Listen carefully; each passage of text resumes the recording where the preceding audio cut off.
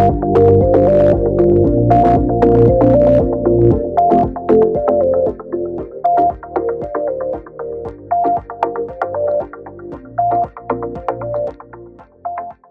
mentioned, I have this awesome panel of speakers from really diverse perspectives from across the industry. So we're going to hear from speakers from Plume, Gate Security, Havenlock, Aluba, Alarm.com, and NICE North America today, to really focus in again on the opportunity in the small, medium business segment, which is a unique segment, a little squishy in how you define it sometimes, but falling in between residential and commercial. They have unique needs. You know, where is the opportunity for security providers to benefit from offering a range of value-added services to that market, whether that be on-site security, premise security, cloud-based monitoring services, professional monitoring, advanced threat detection services, Wi-Fi, networking, cybersecurity, energy monitoring, right? There's all sorts of new services that can be provided,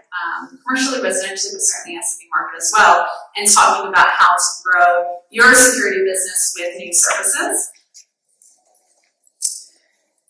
And the reality is, of course, all of our business lives and personal lives have changed the past 2 years, and SMBs are certainly, among them. I imagine many of you in this room are working at small or medium businesses yourselves, right? Many of the security dealers, they are small, often family-owned businesses, and everyone's adapting to this new world of business, right?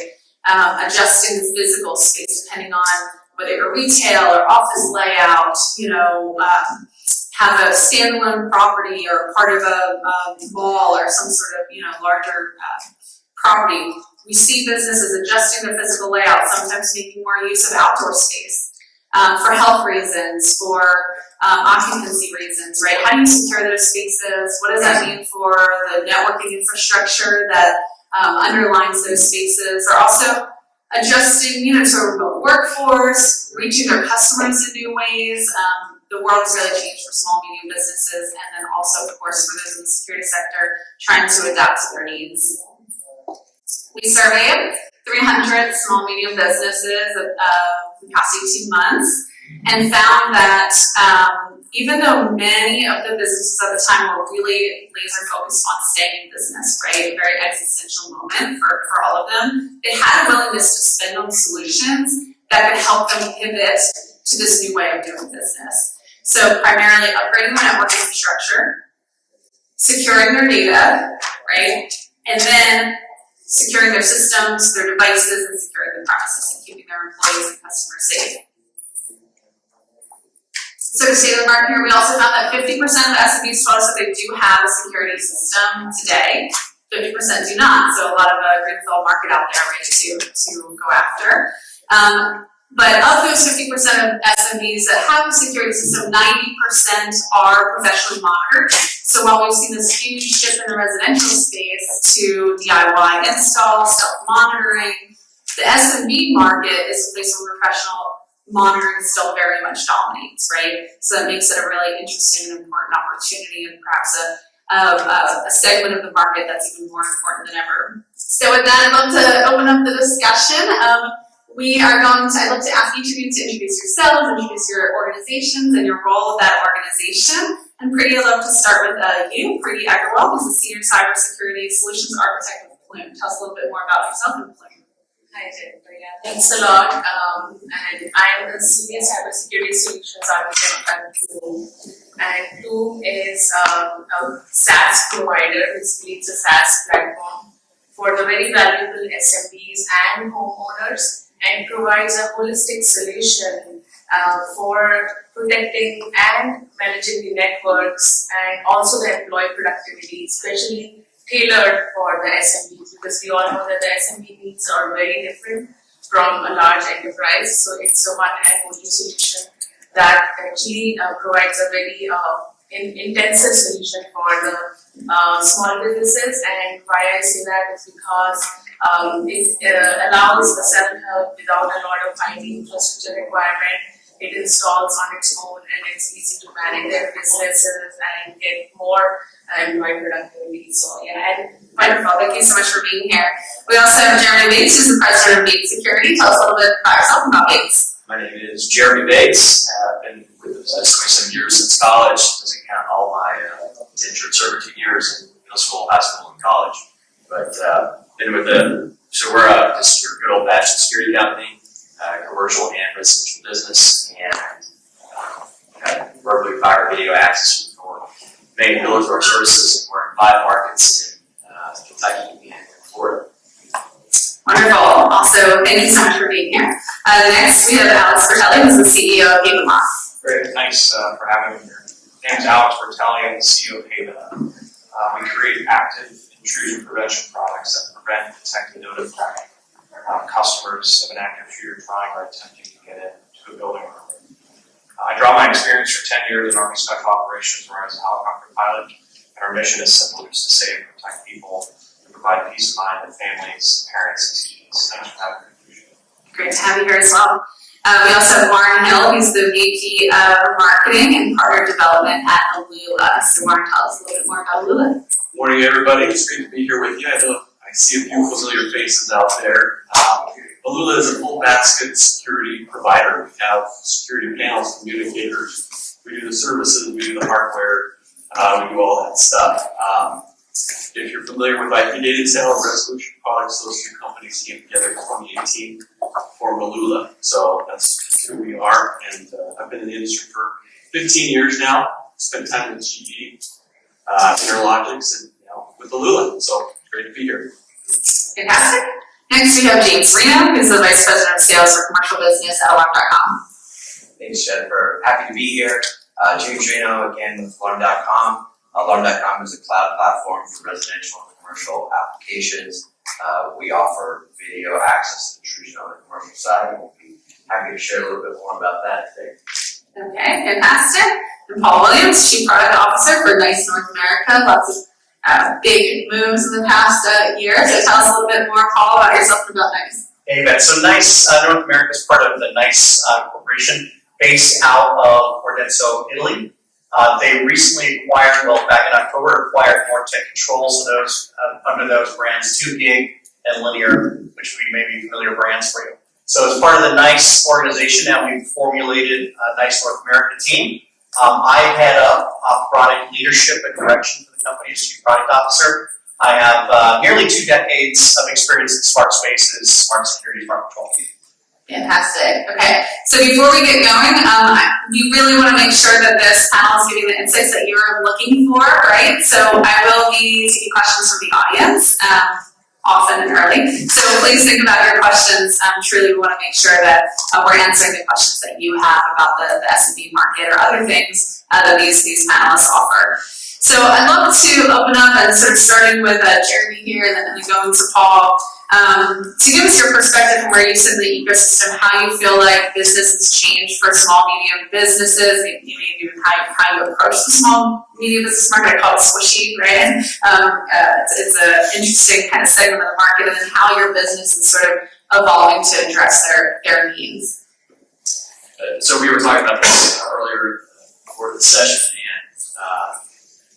I don't want to give a disappointing answer, but our approach really has not changed. I mean, I know that there's been changes. We've had businesses shut down their offices, and they all went to work from home mode and what have you. But we're a general security provider, so we're offering our services and marketing our services the same way to all the different businesses that still need our services, and for those that have gone to work from home completely, or they have had employees who are still maintaining residence somewhere. We just consider those residual customers. So it's not been a big shift for us. It's been noticeable from that sense. Yeah. And so then do you find that you're having to reach out to them as residential customers that are coming in through that pipeline, even though they would have been SMB before?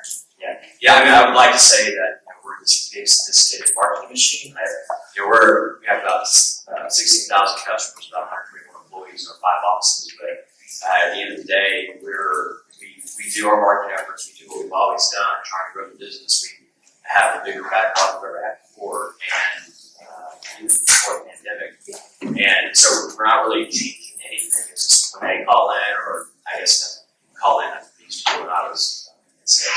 But when when we get a lead or we go out and get a lead, it's either they're a commercial customer or a residential customer. We don't really reach. Yep. Paul, to you, same question, right? How are you guys approaching the SMB market? Has it changed at all the past couple of years and more to you? Yeah, it's changed quite dramatically as we talk to our customers, our SMB customers.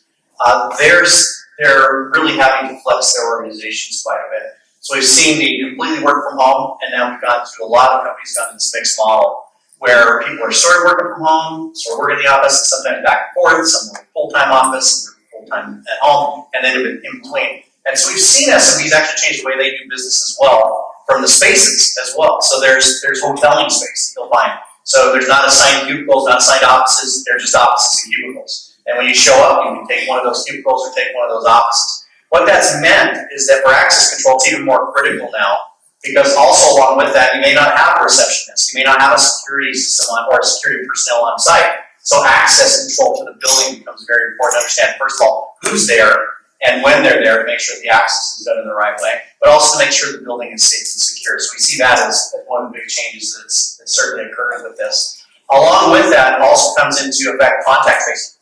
So somebody reports that they have had COVID, or somebody had COVID that was there at the office. You need to know who had access to the office during that same time that employee was there. And so being able to quickly understand who was in the space at the same time allows you then to do contact tracing to let your other employees know that there may be an issue or they may need to go get tested. That's a recent thing that we certainly didn't anticipate 3 years ago. We need an access control system to be able to understand who's in that space for that reason. So I think those are some of the big changes we've seen that have occurred, and that's one of the things that our SMB customers are coming to us to help solve those problems for them.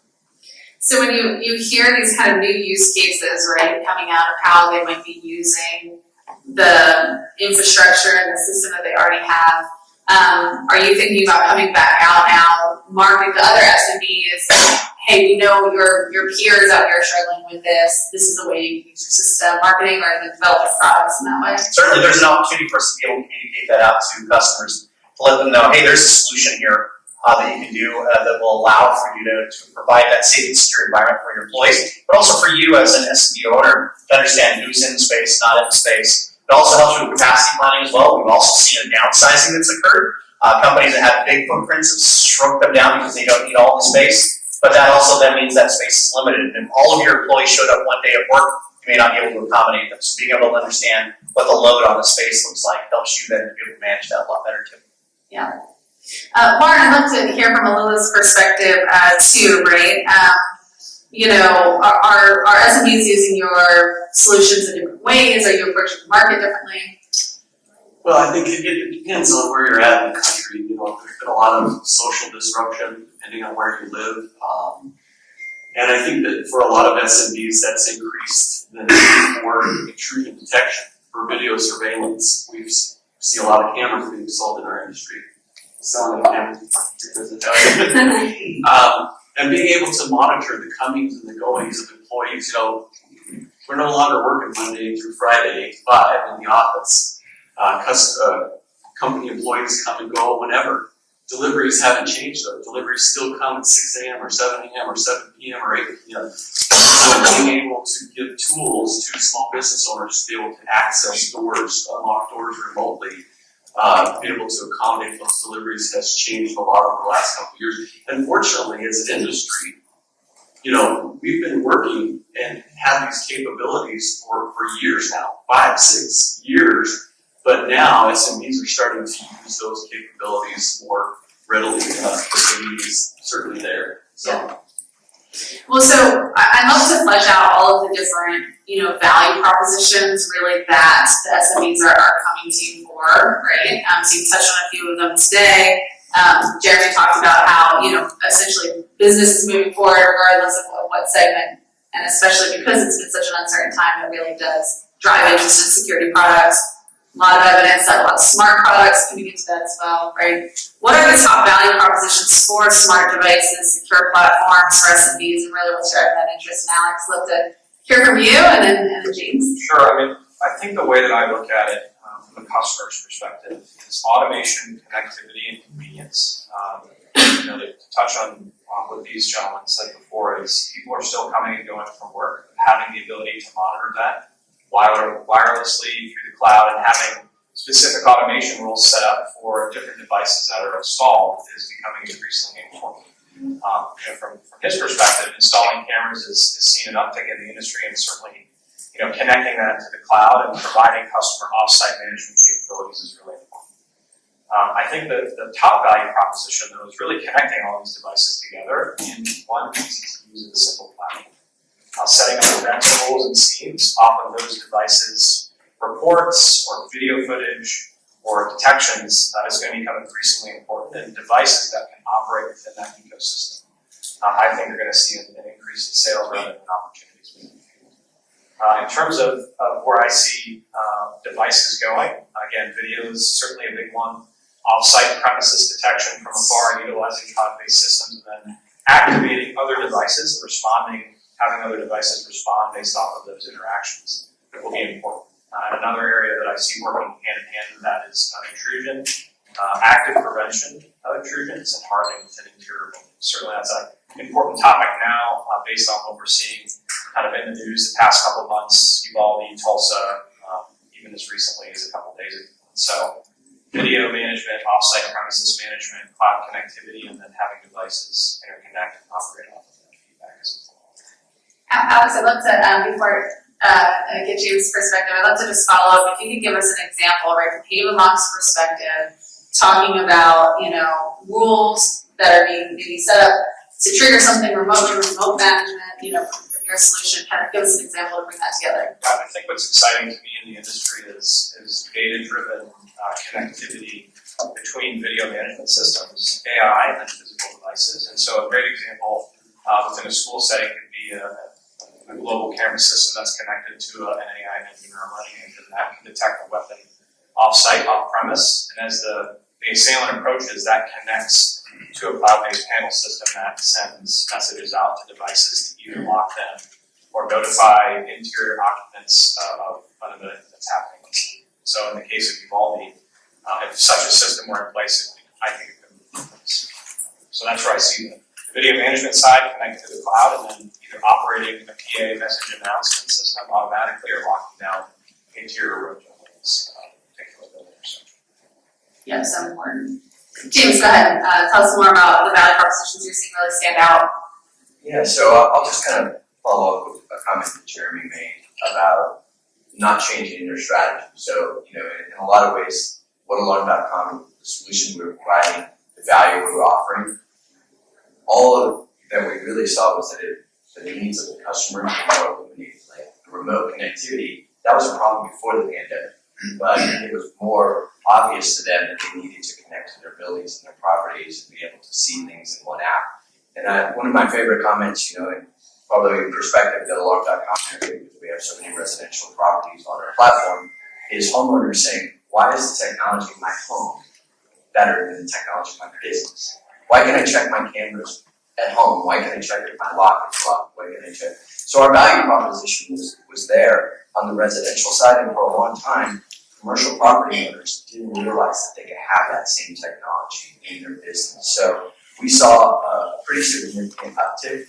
Most SMBs don't just have one property asset, so it's pretty common for them to have multiple locations, whether that be for logistics and then they have retail storefronts, etc. So being able to do more with less and have kind of that single pane of glass, to be able to interact with their video, with their intrusion, with their access control, and be able to get notifications. I think the last thing is just empowering end users.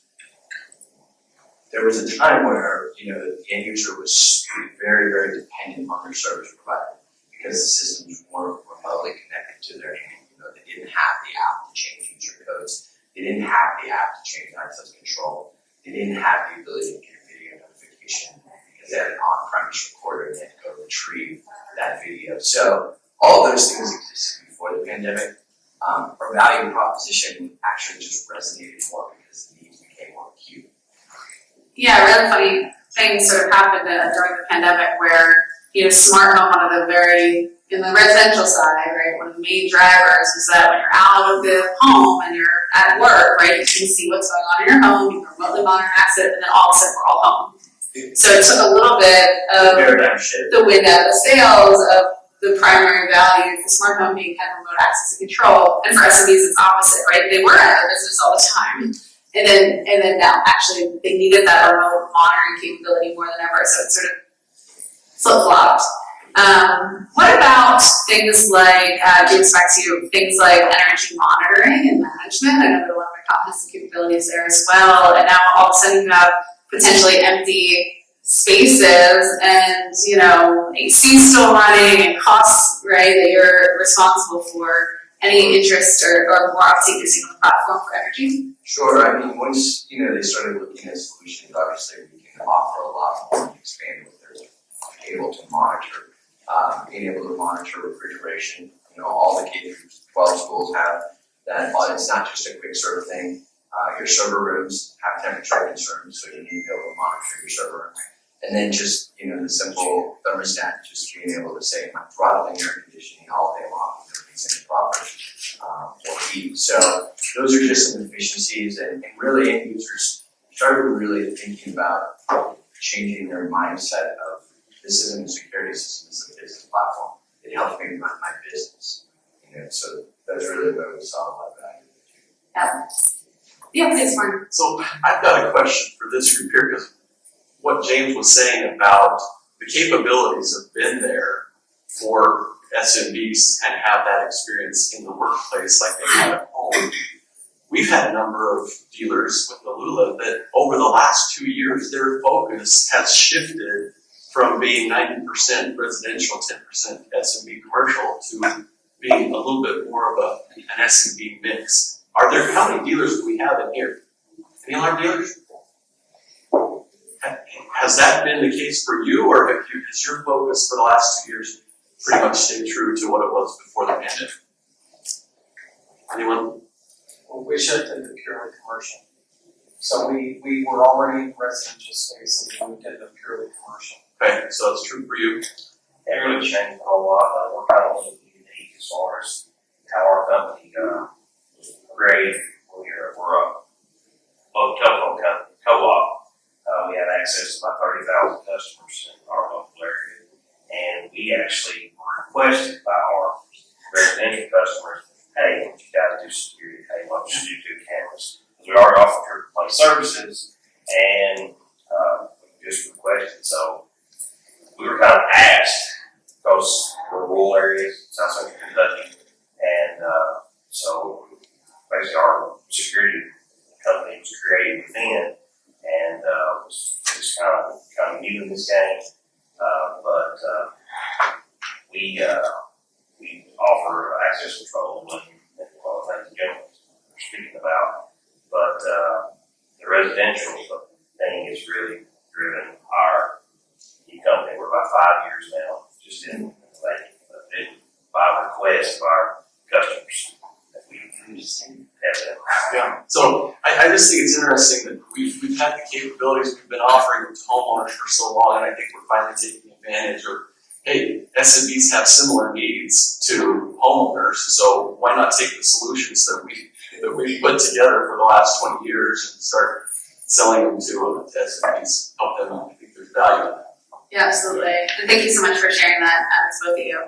Now, Priya, I'd love to turn to you and talk about the networking landscape in SMBs and also securing the connected devices and systems that are increasingly in our homes, of course, but also in SMBs. Tell us what you're seeing there and what the role is for security companies in offering these types of services. Yeah, thanks for the question. I think with the pandemic and the last 2 years, the landscape has changed tremendously. The new normal is that we have distributed workspaces now, like the employees are working from home, and believe it or not, this trend is going to stay because there are very few folks who would like to come back to work, and more a trend we will see that people are working productively from their home spaces and managing it really well. So this trend is going to stay and it's going to go upwards. And why I'm pointing to the trend is because it has changed and it has created a lot of challenge for the SMBs. The reason being that now there is a very blurred line between what is personal device versus what is the professional device and corporate device. So, and that creates a big challenge in the sense that we as SMBs are not able to understand all devices the users are using, whether it's a personal laptop, it's a phone, but they definitely have access to all corporate data and sensitive information that they derive out of their enterprise or the SMBs. So how do we basically manage this and make sure still that those vulnerable devices, IoT devices, home devices, the smart TVs, the smart refrigerators, or even your door locks, they are not getting hacked and not infiltrating into your enterprise, into your SMBs. So that's primarily the challenge that is there today. These IoT devices, they have got tons and zillions of vulnerabilities, software vulnerabilities. Like I can tell you some stats around it. There were 18,000 plus vulnerabilities that were detected, like in the year 2021, which is a big number, which means that 50 vulnerabilities are reported every day. And that means that that tells us that how vulnerable these IoT devices are and how easily hackable they are. Sometimes the passwords on these devices are so easily guessable that a novice user without any technical information, they can get into your home cameras, they can see your live feeds, they can change it, they can do surveillance on you. So this is just one example. There are so many examples, and the tactics that the attackers use is they will find the weaker link in your chain and target that and then move laterally within the home, get into the corporate laptop, and from there they will act, either do espionage attack or will get into your servers in the back office. So this is scary, and we have to believe that the attackers are smart. They are upping their game with this new trend that is coming with the COVID of work from home, and they are increasing their activities. So, like, I can tell that ransomware, which is a very scary, nightmare for any SME, because it can really bring down your business. It can have a very large downtime on your business. It can cost you the customer trust, it can cost you money, it can really bring down your confidence in the business. So that ransomware has increased its activity 57 times in the last year, and we have seen so many incidents like the NAS devices where we store our corporate sensitive information, our tax details, our revenue information, our plans. Those information and data, which is very crucial and critical for our business day to day, can be taken for ransomware, and that is not something that SMB would want. I mean, there are too many open doors that are there in SMB today, and 57% of the SMBs kind of take security very lightly. They think that they will never be attacked. Like it's like a homeowner who leaves the door open to his home, thinking that the wealthier homes at the uphill will be the ones that will be robbed and not him. But that's not it. It has changed. The paradigm has changed a lot, and so I think we need to be aware of that we are also at risk, and we can also be robbed at any point. So I think that's the shift that we need to be aware to. So that's what I think is something that we need to take action and rise up. Well, it's so interesting to me in our research. So I mentioned the chart earlier where SMBs, so they were investing in their networks and in cybersecurity, right? Spending throughout the pandemic. But then also, we've tested with consumers, just as a kind of a bellwether here, about offering cybersecurity premium kind of data security services to the home and who you would like to receive those types of services from. Premise security companies rank at the very top, right? So they are already trusting you to protect their families and their homes. And so they think of you as a trusted partner. Internet service providers also being a natural one, because you're already at the gateway, right? And they're thinking about you for connectivity to the network. But really, security providers have a very natural, at least brand, right, and role to play in people's minds. Jeremy, back to you. I know that you are actually looking at, or maybe you're already in market with some services around networking, and then, go ahead. Sorry, No, please. I should ask. So, Pri, when you were talking, and I'm just trying to put my arms around what you were talking about, and the role that Plume has in a business like a dealer or maybe a manufacturer. So, are you kind of talking about? So, if I go in and I sell a small business, let's say Bobby Sue's sandwich shop, and I'm going to sell them services and get them some cameras and maybe some smart devices, as we're talking about, and then talking about their network structure. So, and maybe not specifically Plume, are you saying that it's good to kind of look at what their network security is as us as a provider and provide that as a solution? Yeah, Okay. actually, I'm glad you asked that question because when we talk about the cameras or our security doors or anything like that, they're all basically IoT devices that are connected to the internet, and that's where the network comes in. So so now it is these two security domains are kind of coinciding. So when, let's say, there is a camera and it has got a weak password, the attacker might be able to get into it and disable it completely. Or the same might have happened to your security doors. Someone might just leave them open. So it is always a good idea to inspect the cybersecurity aspects, the network security aspects of the organization. So, do we contract with a company like you, or Yes. Okay. Yes, so Plume primarily provides a holistic solution. It has a gateway device that does a lot of cybersecurity for these SMBs. It has got a tailored solution which can be installed, and it's a very easy self-installable solution. So it can be integrated as part of a solution that we provide for security. So that's what I'm trying to stress, that apart from the physical security, cybersecurity comes in hand with that.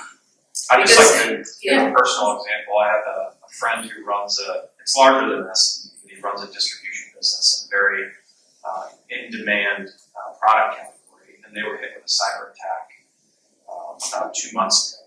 And they came in and shut down all their systems. They couldn't roll trucks. They lost a ton of customers, and they ended up having to pay $500,000 in Bitcoin to turn all the systems back on. They just had a weak security infrastructure, and they lost a ton of business. They were the number one provider of the product in the region, and destined new business, and I'm sure they build themselves back up and out from where they were, but they didn't have a product like what she's describing, and I think it's a true vulnerability, but it's also an opportunity for security companies and dealers to go out and sell customers on a real need that I think is plagued by this will never happen to me. Yeah, I was thinking of it from a small bit, like a real small business, like Bobby Sue's sandwich shop, maybe 1 or 2 locations versus, a larger organization. Jeremy, your company's about the same size as mine, it's like, those types of things. So that's kind of, is it a scalable product that we can go sell? Because maybe I'm the only one in here, but I never really thought about it from a cybersecurity perspective, from a small business aspect. Yeah, and I mean, precisely there is a use case over there. Like, imagine a coffee shop where people are coding in with their, mobile devices and things, and they join into your network. What viruses or attacks they're bringing in, or even if they're malicious, like they can be sitting there and hacking on other visitors. So it's definitely the solution that I'm talking about provides you the segmentation, so that your guests are in one segment, your employees are in the other segment, and your business critical assets are in the other segment, like your point of sale will not be able to talk to your customers who are visiting the shop. So that kind of segregates and nullifies a lot of those issues that we are talking about here. So let's go to Jeremy and then Paul, and then we have another question for the audience, okay? Yeah, I can tell you from our perspective, we've absolutely been talking about this. We've been thinking about it for a long time before cybersecurity became even a buzzword, a phrase, I guess. But we, as a basic general security provider, I've seen IT companies get into selling cameras or access control. I've seen electricians getting into my business, and I'm like, well, if they're going to play in my area, why don't I play in their area? It's kind of our perspective on this, and we talked to my brother. He's in charge of organic sales efforts. He's like, we're in the network. We're doing network stuff all day long. We're installing networks. We're putting devices on people's networks. So we're really already in the business, and then now you introduce cybersecurity, and that is such a big thing. I would view that as a way to get into the managed services or IT world of a small business or larger. We don't want to do just small business, but so it's kind of like a gateway service is what I'm thinking. But you trust me to do your physical security, so why not let me do your network security? And then once you get in there, you get that trust going, and you just build it up from there. So we've actually had a creative partnership. So that's all sounds really good, right? But then you get in there, you have to actually provide the service. It does take a different mindset. I sat down with our IT manager, and so we're fortunate enough to have a guy that does nothing but focus on this stuff. And I don't know how we would have gone to work from home in the lockdown mode without him. But he went over all the different things that he has done. I mean, how do you keep us safe? Is what I asked him.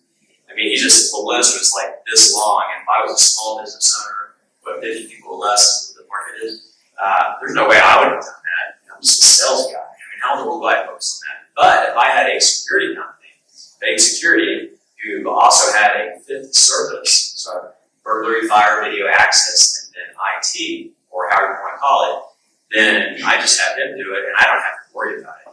So, our value proposition is trying to make sure everything is as a service, and so IT as a service. So, I talk all day long about this. We actually have some customers, some small, some large, that we've been doing this with, and we also view it as a diversification issue. We definitely have always been a commercially focused company, but we're doubling down on that. Residential is still important to us, but we're more focused on growing our commercial and also diversifying. We don't want to wake up one day and some big Amazon or Google has created some new device that wipes me out, right? I might have diversity.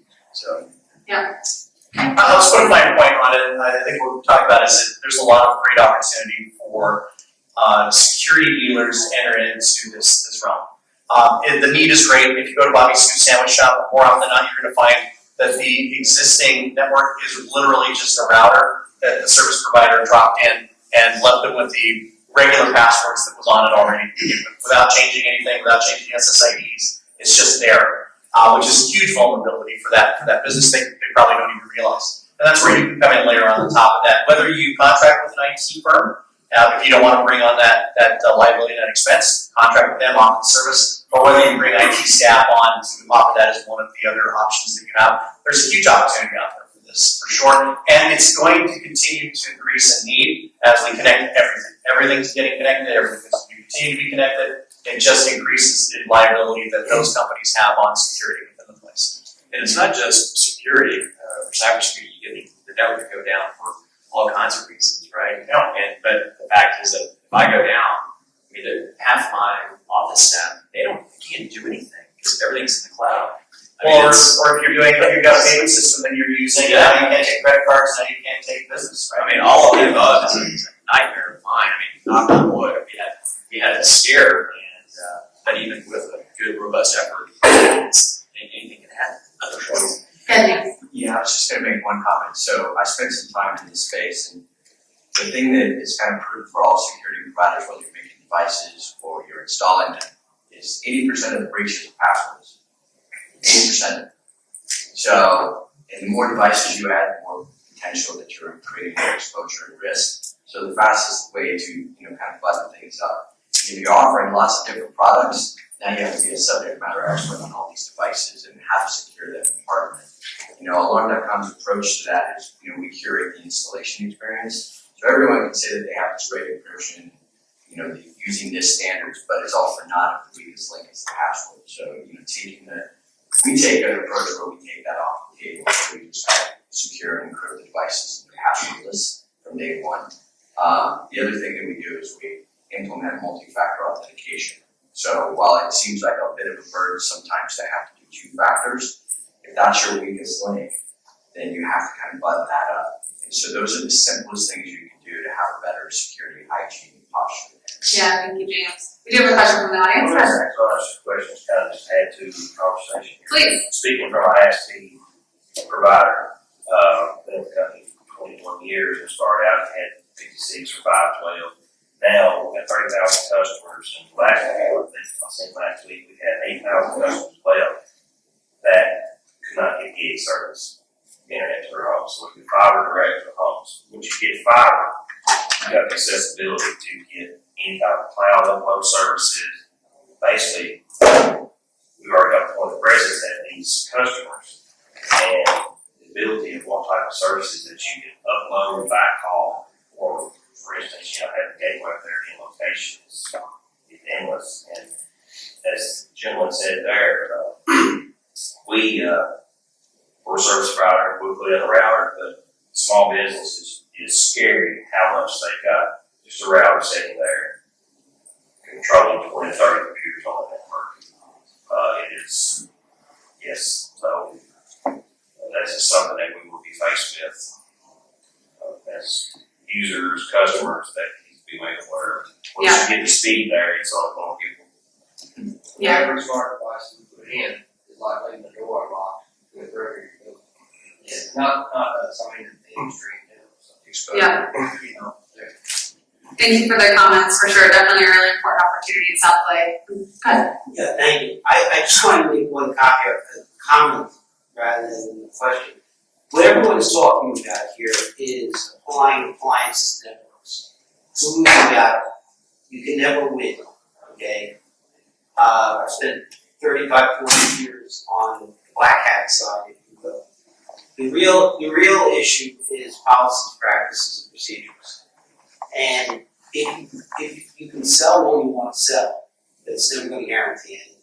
Policies, practices, and procedures are never going to guarantee anything. But to the comment that you made about adjusting passwords and this, that, and the other thing, that falls into policies, practices, and procedures, and not so much appliances. So the only thing I would suggest is that, and this is self-serving, so I don't go further, but get a situation or a solution that focuses on those 3 Ps rather than appliances. Because if you focus on appliances, you're assuming the liability and the risk that those appliances that you're putting onto the network, segmented or otherwise, are going to work.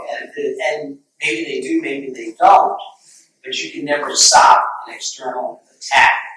The reason why people find cybersecurity and cyber privacy, cybersecurity tries to keep things out, cyber privacy tries to keep things in, is because you're much more effective trying to keep things in than trying to keep things out. You can't do it. If somebody wants in, they're going to get in. I'll just give you one example. One of our clients is a major military provider that has 200,000 Class 1 attacks every week and has 800 full-time IT security people. They have 200,000 attacks a week. What do you think an SMB is? It's not going to do anything. So just a fool. Yeah. Really great comments here. So thank you all. I think a really great part of the discussion. One thing I want to make sure that we can talk to is video. So you guys have all kind of hinted at it about the really big growth in video attachment and use of video as part of the overall security solution, and certainly in SMBs as well. A lot of advancement in video analytics as well, right? First perhaps to be used for video verification, reducing false alarms, right? A lot of opportunities though to expanding on the use cases that video and video analytics, can solve here. So I'm interested to hear from Lauren and then Paul maybe about how you're seeing, what do you see as the biggest opportunities in video and all the innovation that's happening there? Well, I see one of the biggest opportunities to be able to use that intelligence to help with access control. We've had motion detection in cameras for years, and that's helped with scenes and automation. Well, now we can have smarter automation because we can detect whether it's a person or it's other objects that are creating that automation. So that's really helped with things like that. One thing that I don't know that we're there yet, but I'm really excited to see us get there is being able to take cameras and the intelligence that we have now and be able to count comings and goings of people so that when emergency responders come to a building, they can look at something and have an idea of how many people are in that property. It's not a for sure thing, but it would be nice to be able to give them some intelligence of, yeah, there's 50 people in this building, there's 10 people in this building, there's nobody in this building. I can settle that. You can tell me that? So, that's good. Talk. But that's something that I'm excited to see come, and sounds like it's already here, so. Awesome, great, thank you for that. Paul? Yeah, one of the things we're spending time on is in the video analytics. I think there's a lot of power in there, especially when you talk about SMBs. Being able to understand who's in that facility and where they're at in that facility. And that is an important part, especially if we have to do quick response. If there's an event that occurs at that place, God forbid, it's some violent attack or something, if there was an unknown person entering the property, we need to know where they go. And today, if I have 5, 6, and 50 cameras, it's often hard to piece that together about where they went and where they are right now. It takes a long time. You have to go through video content, go, hey, I found this person on this camera, I found on this camera. I can sort of piece it together to say. But having that to come together for a timeline for a security company or for the police to be able to understand this individual entered the building in this location, went here, and is currently here, that is a huge opportunity for emergency personnel or even building security if it's not necessarily doesn't need to be violent, to understand where that person is so I can go figure out what they're doing in the building. And that's what we're excited about, is that being able to give quick information back to those business owners and security companies about what's going on in their facility, but also that goes into safety as well, employee safety. There may be areas of my building I don't want employees to be in, but I also don't want to put big fences up and gates up. But they're restricted areas. And being able to understand this person entered a restricted area and either do something right now or have some disciplinary action that happens afterwards is also something that is pretty exciting for being able to manage that property effectively and leave cameras, especially in the SMB space, where people are a lot more apt to know that, hey, I've got this camera that's here in my space because we're used to that. We don't necessarily like them inside of our own homes all the time, but in businesses we come to accept that there's going to be cameras there. I think there's a big opportunity for us to be able to leverage that analytics to understand who's in space, where they're at in space, and then be able to manage that correctly. Now, there is some concern, right? So you make a great point about how in our homes we may not want internal cameras, and businesses we kind of accept it until it comes to facial recognition, right? And I've seen certain municipalities, and Portland's one of them, and others who are passing laws about whether or not you can do facial recognition in public and whether or not it's external facing or internal. Anyway, Paul, do you have any thoughts to share on sensitivity or pushback around the use of video analytics? I think from the SMB owner's perspective, maybe that concern isn't there, but then you've got the employees and the customers and the general public. Yeah, you certainly have that capability. One of the things that I've seen that is countering that, and it won't completely counter, but this obfuscation of the exact person. So that I can go back to the camera and they're blurred out. I know that it's somebody that's unidentified. I, as a street person, will have access to be able to see that that's there, but employees would never be able to see who's in the space, what they're doing, so it kind of keeps some of that privacy concern. Takes it down a notch, doesn't completely remove it. We will continue to see more litigation that occurs over time, but I think we'll also see people that come to accept the fact that this is it's there for their benefit, especially in a space where I want to be concerned about people's well-being and what's going on in that space. Yeah. So, James. Yeah, I just had a comment. So, a lot of these video analytics, they've been around for a while, but they've typically been more appropriate for enterprise customers. They were more complex to set up. The solutions that were provided, you had a security director who was running the facility, they had the acumen to run these systems. So one of our approaches has really been kind of democratizing those solutions and just making them easier to set up and more affordable so that everybody can have those people counting technologies, run a more efficient business, be able to determine when there's line queues, and so forth. So yeah, we see a huge uptick in that, and we also feel that video is kind of a new perimeter. I had a comment from a security provider. They said, if you get caught by an alarm system, you have to be a pretty stupid crook. We catch a lot more people with video than we'll ever catch with intrusion. Intrusion is like a secondary alarm, right? By the time they've already tripped that alarm, that means they've already gotten the property, they've already entered, and so forth. So Yeah, really interesting. So, we have about 10 minutes left. I'm gonna ask one more question and love to take kind of last comments and questions. Go ahead. Go ahead, your question. Yes, Sure. I have a question, so this Yeah. is a great discussion. There's a large investment, of course, that small and medium businesses have to make into technology. So how do you all address that problem or challenge where a small company doesn't have a budget, they've never added this kind of technology or ongoing service that comes with it? So how are you all helping those businesses find the money or convince them that these are necessary and needed types of solutions? And I might come to Jeremy and Warren here because we kind of talked about, very similar, talking about the fact that a lot of these small businesses went from existential crisis in the pandemic to inflation and worker shortages, and it's a different type of existential issue, right? So the spending and the budgetary concerns. So Jeremy or Warren, would you like to take a crack at that? Well, sure, sir. Or We no? just sell the broken customers they can afford. It's a joke, okay. Yeah. We don't have a specific strategy. Especially now, we've had to review our pricing structure, what we can afford to offer our services at. One of the keys to being successful for us, at least, is making sure we have the right person, the right infrastructure, all the right training, and none of that is expensive to do in order to provide a good quality service. When a customer has a problem, you get right on it and take care of it. But we have,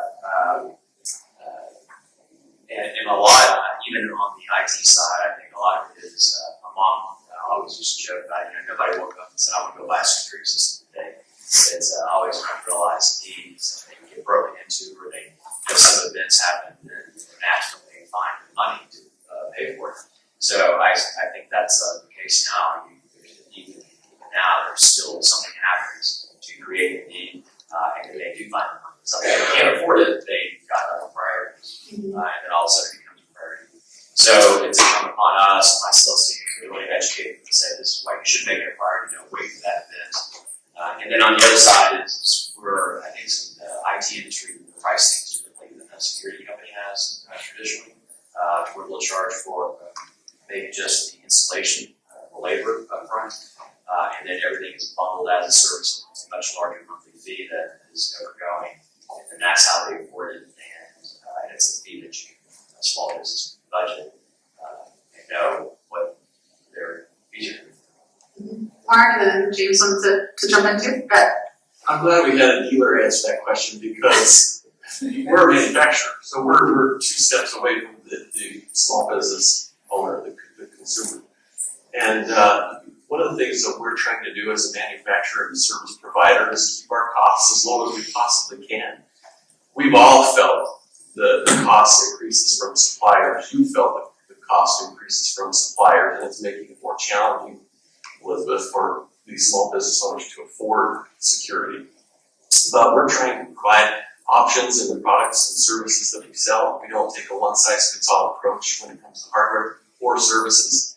And so we're trying to give you, the alarm dealers, the tools that you need to go out and put together a system, build a solution for those small business owners that they can afford, that makes sense for them. Whether it's going with a contracted sell that is going to take 5 years to pay off and you're charging a little bit over that period of time, or if they can afford it, they pay for the hardware up front and they pay lower for the services on an ongoing basis. We try to give you what you need as the dealers so that you can get out there and make the sale to the end users, the small business owners. James? Yeah, so, our approach, I think that you guys would agree, the most expensive cost to your business, to kind of go on Jeremy's comments, to people. So it's the installation cost.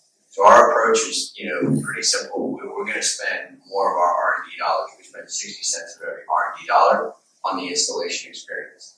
The fastest way to have a system cost more is to install 2 or 3 different systems. Because now your tech center need to be trained on 2 or 3 different systems. And you have to sustain that training on 2 or 3 different systems. So, just trying to have that unified experience, unified training, lower touch installations, spending time really helping curate the installation experience is how we can reduce the cost on the installation. Ultimately, we're not trying to get them to give us more dollars, we're actually trying to make sure that we provide better service for the dollars they have. So just have a few minutes. I'd love to just wrap up, and maybe Alex will give you the last word here. We wanted to just touch really quickly on the operations side of managing subscription services, right?